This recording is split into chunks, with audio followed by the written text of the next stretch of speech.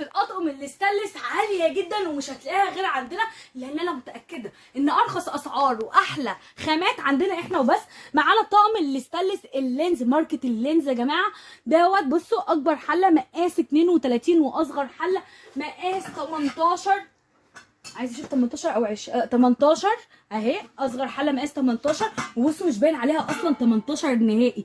بصوا عامله ازاي، شايفين الحله من جوه عامله ازاي؟ ماركه لينز الاصلي، يعني حاجه نظيفه جدا. ده معاهم ضمانات يا جماعه، معاهم ضمان 25 سنه. 25 سنه اطقم ديت اللي انتوا هتشوفوها معاها ضمان 25 سنه اهو. الضمان بتاعها اهو، وزي ما انا قلت لك قبل كده بيقولوا لك خديه وانت مطمنه اهو.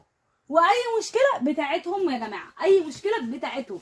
بصوا شكله عامل ازاي دوت. اكبر حله زي ما قلت لك 32 واصغر حله مقاس 18. شكل الحله تحفه جدا جدا جدا.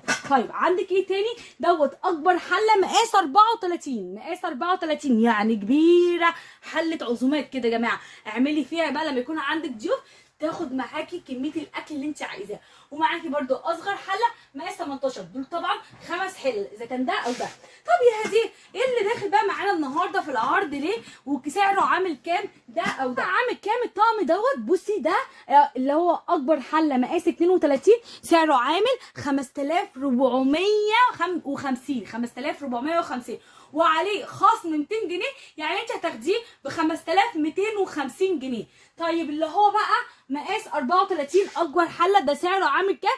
5650 وعليه خصم 200 جنيه، يعني هتاخديه ب 5450 بس كده. الهديه بتاعتك النهارده لينا يا هدير ان انت نزلت لنا 200 جنيه في الطقم؟ لا طبعا، انا زي ما انا قلت لك النهارده بصوا دمار دمار في الاسعار وفي الخامات، وكمان انا عامله لك هدايا جامده. طب ايه هديتك بقى؟ بصوا طقم الصواني اللي استانلس المستورد دوت اهو. 2 صينيه يا جماعه ستانلس هديه.